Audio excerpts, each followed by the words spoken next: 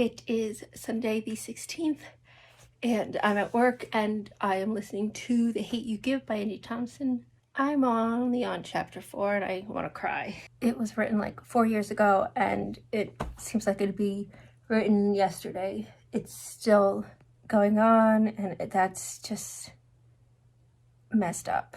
So she was coming home from a party with her friend, and cops pulled over. And, he was like, "What you pulling out for?" And he was giving the cop attitude. And so the cop tells him to get out of the car. And the sad thing is, it's like, people think, he should have complied. Like, don't give the cop attitude and all this. But it's like, white people can give cops attitude. Like, if I got pulled over, I'd be like, "Why'd you pull me over for?" And he got out of the car, and the cop went back to his car, and he just went to talk to Star, the girl in the car, and was like, "Are you okay?" And then he was just like shot multiple times. Wasn't, reaching for anything, didn't have a weapon, and was murdered. The girl's uncle is like a cop, and he's defending the cop. Like, he's a good cop and blah, blah, blah. So we can see that it's the system, like it's the cops, the system that they were trained in that is racist. Because the other cop's black, so it's like, you wouldn't think he'd be racist and defend a cop, but that's how it is. And now she's at the guy's family, and she's finding out like that guy, he sold drugs. And so she knows that that's all anybody's going to talk about. They're not going to care that he was murdered, that he didn't have a weapon. They're going to be like, well, he was a drug dealer, so he probably deserved it. He was like, yeah, okay, he's a drug dealer, so what? He wasn't selling drugs at the time. He wasn't doing nothing.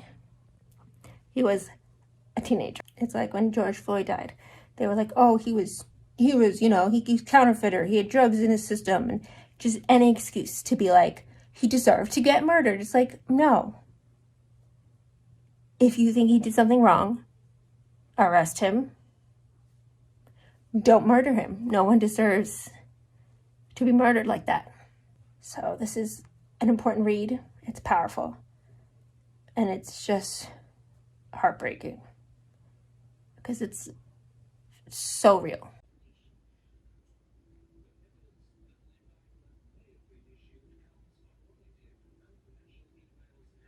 So it's a couple days later, and I didn't film anymore because I didn't want to keep stopping from my work. But I did make some notes because there were some important things to discuss. I have about 2 hours left in the audiobook, and I have work again tomorrow, so I will be listening and finishing it then. But it's so sad because Star, from a very young age, her father told her how to act around a police officer. If a police officer pulls you over, don't make any sudden moves, don't talk back, give him no excuse. And that's so sad because white people don't have to think about that. They even can talk back to police officers and never fear that they will be killed. And it's so sad that as a child she has to learn that. And she's went to the police office, she went to the police department to give her statement, and the cops automatically put words in her mouth. They want him to be innocent. They ask, they're like, "Oh, why did you pull over?" "Oh, we suspect he was, speeding." "Was he speeding?" It's like, "No." He talked back. They were just trying everything to blame it on him. He's a drug dealer, so he deserved it. And her one friend, I hate so much because she's not her friend. Even before all of this, she would make racist comments to her and her Asian friend. And when this whole thing came out, she just was didn't want to talk about it, didn't want to discuss it. And then when the police officer's father went on the air to clear his name, the girl was like, "Oh, I feel so bad for that cop. he's a victim. I don't see how you can see what's going on in the world and think that that cop is a victim. And she explains how, like, at school, she doesn't talk slang. The kids around her talk slang, but they're allowed to because they're white. But if she does it, she would be considered ghetto. And so she lives two different worlds from her school and at home because she can't be herself at school. Because none of them would get it. And my issue is that if she thinks these are her friends and she has a boyfriend, they should want to understand. They'll never get it or fully understand, like, what it is, but they can, like, understand what she goes through to get to know her better. It's just, I wanted to cry and, like, punch people because of punch the people in this book. But besides that, I'm also reading Kindred by Octavia Butler. I'm only in page, like, 50. And so far it's really good. And it's a sci-fi book, but it's also, like, historical fiction. Like, Dana gets transported to antebellum South and basically to save this white boy from drowning. That's the first incident, and then she goes back in time again to save him from, like, burning his house down. And she realizes that because she's related to him. And it's, like, so sad and stressful because when she goes back, since she's black, they treat her like a slave. They treat her awful. And so she doesn't have papers proving that she's a free slave, so they think she's a runaway and they were going to, like, beat her and sexually assault her. And that's just the first, like, 50 pages. So I know it gets more intense, and so it's really good. So not only is it, like, sci-fi, but you also, like, learn. There was this one scene in the book where they were playing basketball and her best friend was all like, oh, run like you're running to get fried chicken or something like that. And that obviously upsetted Star. And she was saying how that's racist. And her friend got so defensive saying, I'm not racist. How could you think that? And, like, got so mad at Star for thinking that she's racist. Now, you can say racist things and not be racist. I know in the past I've said racist things and probably still do because I am learning. Does that mean I'm racist? No. But our society, the way we grow up, taught us things, especially since when I grew up, because I didn't grow up in the internet era, and so I look back on some of the shows, like if I watch it again, or movies, I'm like, wow, that's really problematic, wow. But it was normal for that. And what I mean, because we didn't have the internet, we didn't have this media presence to hear these voices and say, hey, that's racist, that's wrong. So we grew up thinking that's okay. Now, did we hate black people? No. But we never knew any better. And so, if things are going to get better, white people can't be defensive. If you say something offensive, apologize and learn from it. Because you're never going to learn if you're going to get defensive. And just say, I'm not racist, how could you? Because yes, it is scary, or, it could be hurtful if someone said that you said something racist.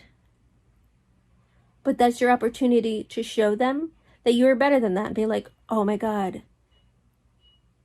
And, like, apologize and then be like, I didn't realize it. I'm so sorry. You're right. That was racist. I'm going to do better, and show them. But if you're automatically defensive, you are not learning. You are not realizing what you said is racist, and you're going to continue to be racist. And at that point, you probably are racist, because if you're not learning from it, and if you're not listening from people who say it's racist, from black people, then, you probably are racist because you're not putting the effort, because you don't care. So that seemed just like, I really wanted to punch her. So I finished The Hate U Give and Kindred by Octavia Butler and Angie Thompson. So here are my thoughts. In The Hate You Give, I just hated her one best friend. They're not friends anymore.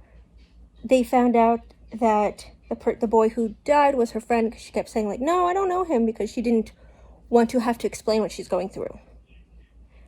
But then when they found out the one racist friend was so upset and was saying how, like, oh, well, the cop probably did everyone a favor, because they just, like, and then she keeps saying, like, she's not racist.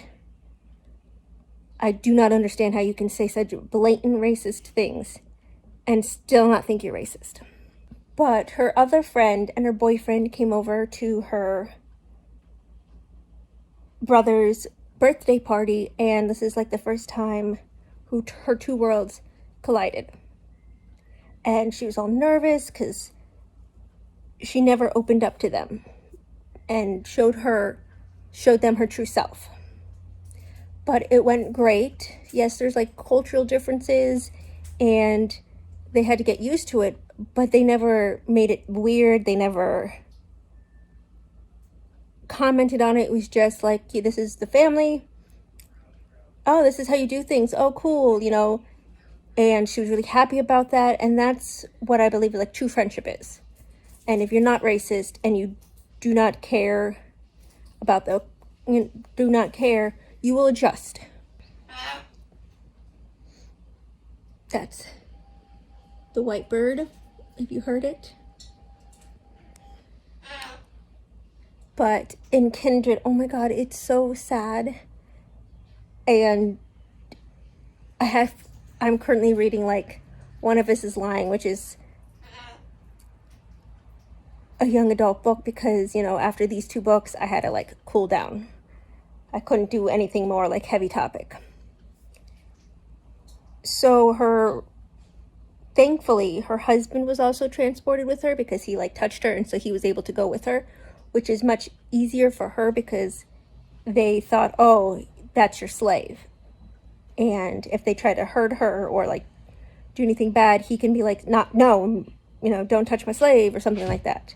Like, they respected her husband because her husband's white. But there's this one scene where they catch these children playing, but it's like a trading. So it's like, oh, who wants this one girl? And Dana was so sad about that, but her husband was like, well, it is what it is. They don't know they don't know what they're playing. But the thing is, they will grow up and understand it, because this is their future. And her husband just didn't understand that. Because yes, we all know that like slavery was awful. But it's another thing if you are a Black person and seeing it firsthand. It's something that unless you're Black, you cannot understand. So you just have to be sympathetic and just be there for them and not belittle it or something, and just be like, it is what it is, because, you know, just because that happened, you know, years ago.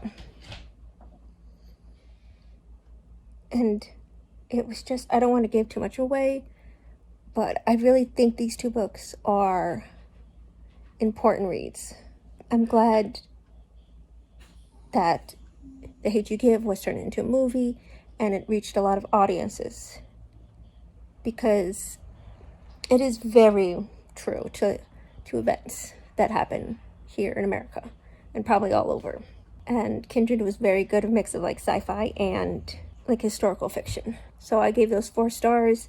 I would have gave them 5, but they're not, you know, they're not something I will reread, but it will stick with me. Like, I will remember these books and remember what happened. So probably get like a 4.5 rating. It's just very like, because it does impact your life. I don't see how you can read this book and not feel for them. So I think that's where I'm going to end the reading vlog for this month, and then start other books in June on my list of diverse reads. Bye.